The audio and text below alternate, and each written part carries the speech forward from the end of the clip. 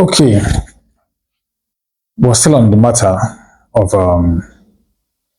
the occurrences in Nigeria, the 2012 timeline convergence theory, and the events that is unfolding in Nigeria.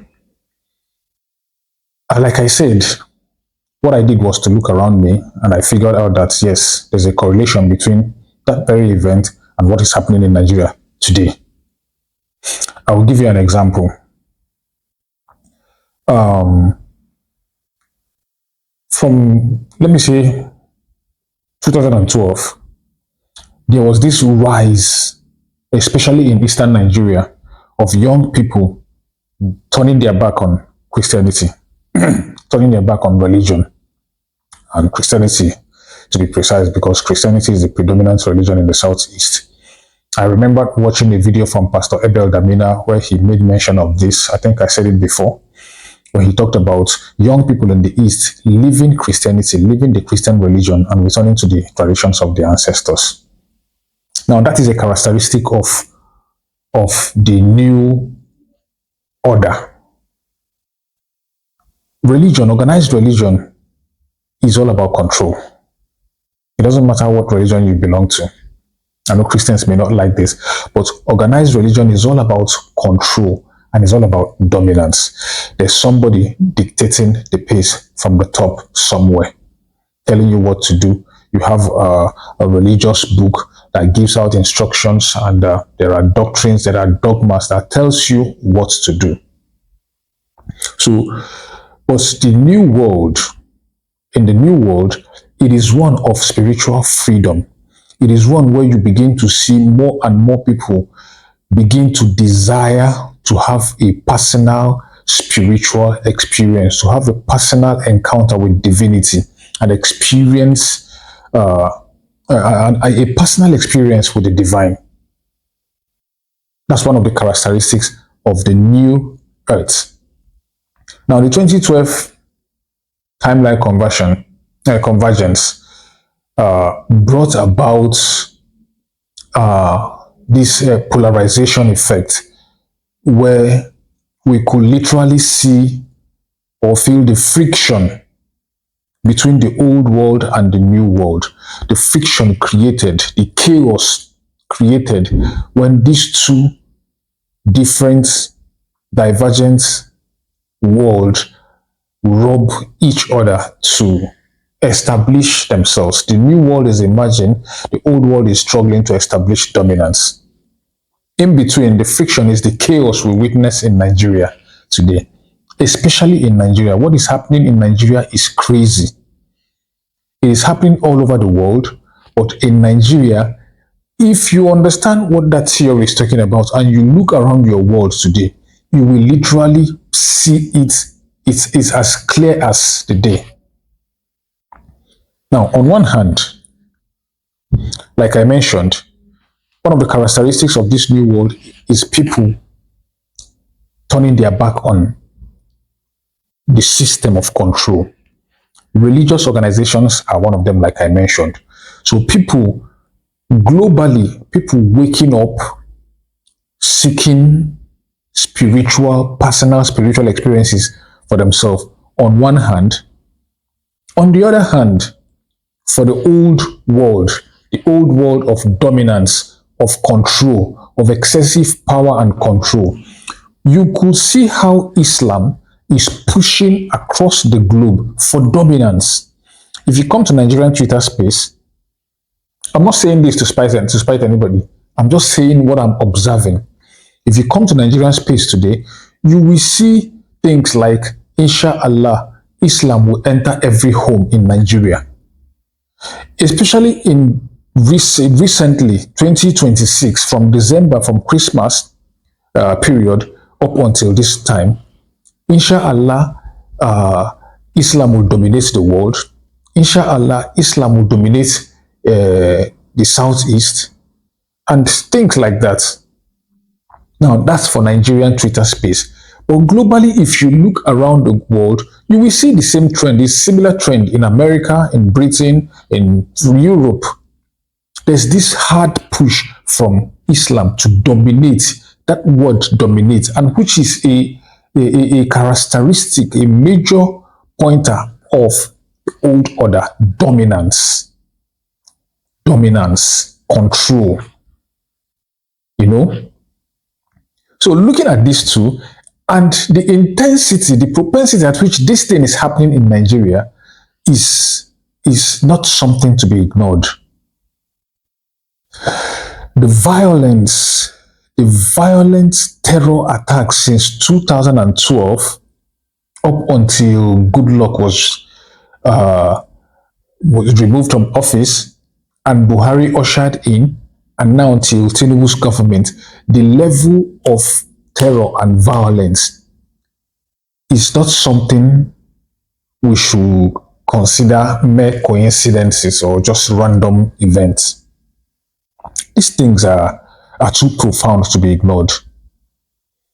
Now, that's one simple observation. If you begin to look closely, you begin to pay attention, you will see more of this chaos, more of this friction generated by these two words. There's a competition, there's a strive.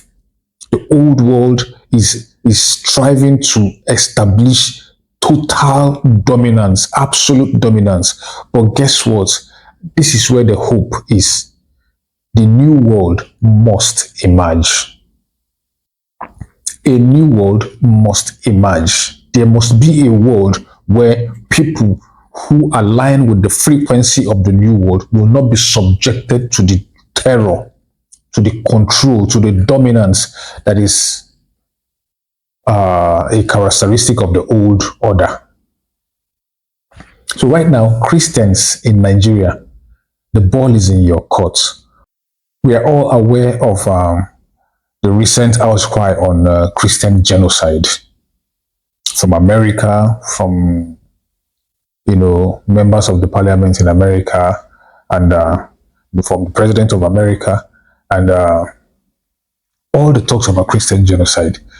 The Christians in Nigeria, I will always tell you this: you are at a crossroad, and it is time to make a decision. You must make a decision. But I will always say this, and I will continue to say it in every of my video, the same way I will make references to the 2012 event and how it affects, how it is playing out in our everyday reality. It is in the same manner that I will tell you that your solution, the solution to the predicament you are faced with in Nigeria, is not going to come from an external source. It is not going to come from an external source. The solution lies with you. The solution is with you, the Christians. And when I say the Christians, I don't mean those people who wear collars and parade themselves as men of God. I'm talking about the multitude, the people, the congregation of people that makes up this religion in Nigeria. It is time to jettison the religion. It is time to jettison your denomination. The people must come together and establish a signature vibration, a signature energy that will eliminate and expel the one that the old order, which is fear, worry, anxiety, the fear, the terror in the atmosphere of Nigeria. The Christian community must come together to change the texture of the energetic vibration in the Nigerian space. I'm going to tell you this: the Christians in Nigeria are confused. They are helpless. They are lost in fear. They are lost in ignorance. They are blind to the truth. This may sound offensive. This may sound too harsh, but it is the reality. The Christians in Nigeria, you have no solution to the problem that is facing you, and that is the reason why you were all rejoicing when America decided to come to help. Now, I'm not going to talk so much about this American help. The only thing I will tell you is that your solution, the solution to this problem, lies with you. You need to awaken. You need to jettison the dogmas, the doctrines that makes up the religion, and you need to seek to understand the spiritual aspect of whatever belief you have held in the past. It is time for you to understand the message of the Christ. That is the only thing that will save you. It is the truth that you know that will set you free. I'm going to tell you this for free. You all know the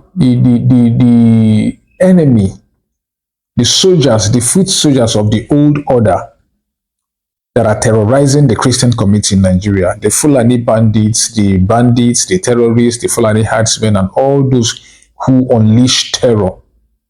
They know that you have no help. They know that the Christian community have no help. And that is the more reason why they can wake up, go to a community, eliminate as much as 50 to 100 people, and go away without any protection for the Christian community. They will execute and they will go scot-free, and they will achieve whatever they have set to achieve. They know that there is no protection for the Christian community, and you know you have no protection. You know you have nowhere to run to. You know you have no solution to the problem, which is the reason why the Christian community were celebrating the coming of America. Again, I will tell you this: the solution to the problem will not come from an external source. It is with you, it is within you, it is right with you. It is not with your denomination. It is not in your church building. It is not with anybody who puts on collar and projects himself as a man of God. As a matter of fact, the big men of God, those big daddy GOs, they are all silent. None of them is saying a word. And there's a reason for that. Some of the big ones among them that are saying something are just speaking for the sake of it. They do not have solution. There is no solution to the problem from the Christian community. And the reason why there is no solution to the problem is because the Christians lack the knowledge of truth. I'm going to be very honest. I'm going to be very blunt. And ye shall know the truth, and the truth you know shall set you free. If the foundation is faulty, what can the righteous do? There's nothing you can do because the foundation is faulty. And nobody is saying this. And when I say the foundation is faulty, I mean the foundation of the religion. It is. And that's why there's no solution. That is why there's confusion. That is why there is helplessness. That is why there is fear in your midst. The Christian community are full of fear because the enemy can strike at any time and go scot-free. Nothing, no protection on the side of the Christians. This is the reality of the day. This is the reality of the day. Like I said about America, I don't want to say much if they are really going to help you or not, but I will leave you with one thing. The old order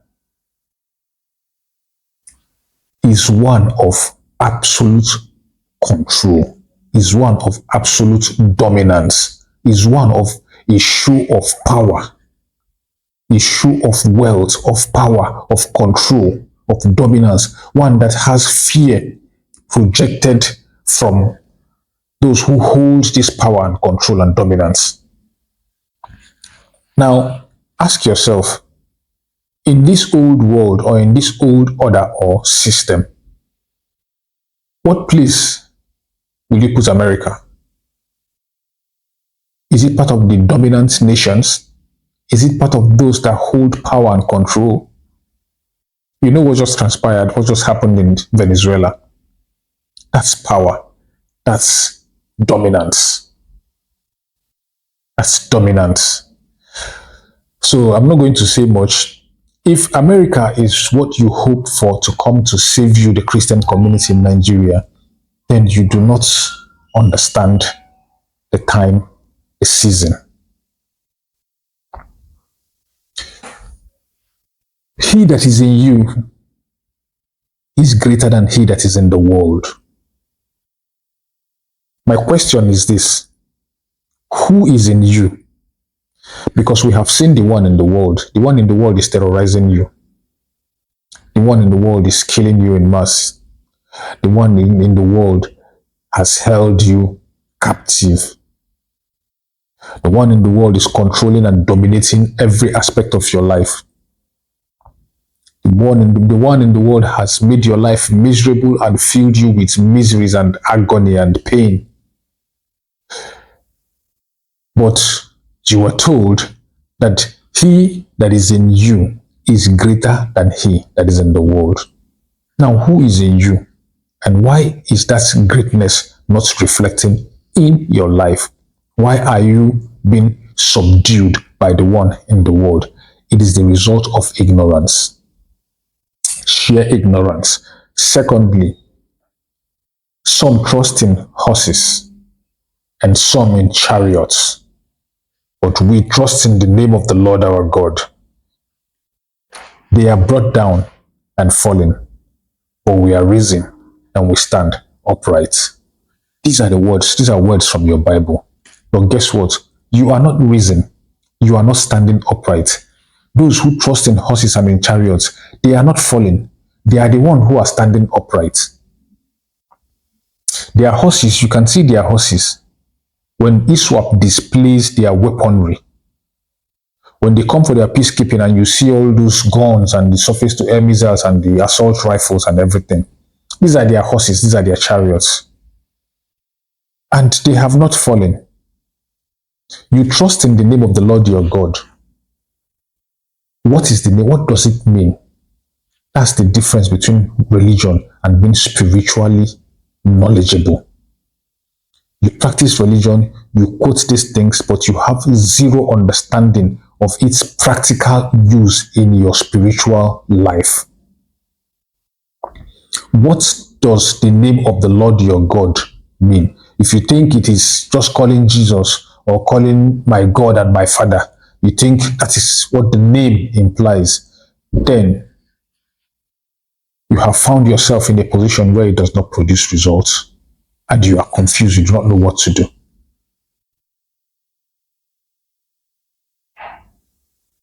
You must understand the time and the season. The Christian community, you must seek to understand the time and the season. You must seek to understand the time and the season. It is time to jettison all the drama, all the dogma, all the doctrines, all the things you recite in church, and seek for the knowledge of truth. Seek to understand the teachings of the Christ. Seek to understand the teachings of Yeshua. Seek to understand the knowledge of truth.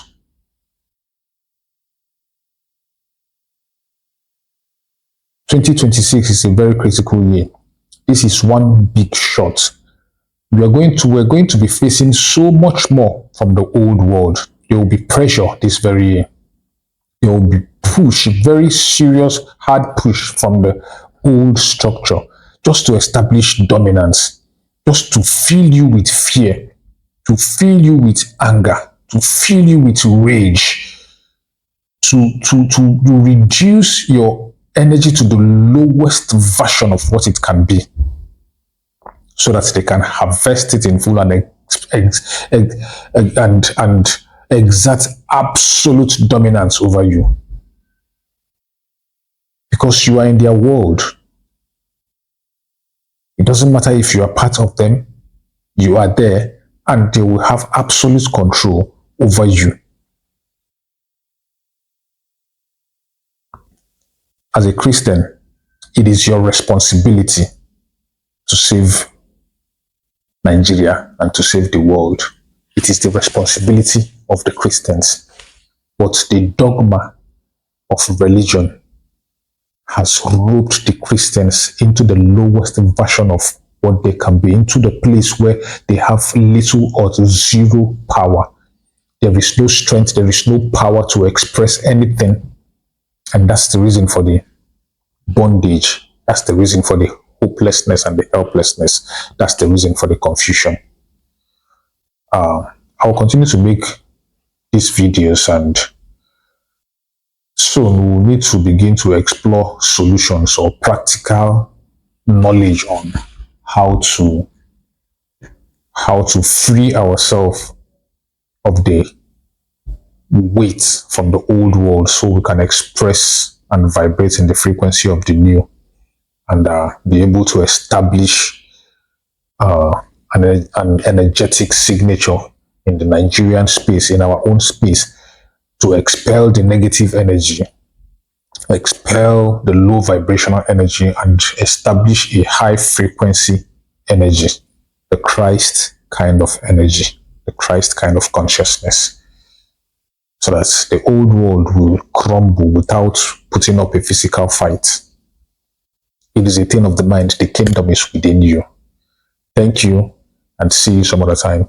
Don't forget to subscribe and share. Remain blessed.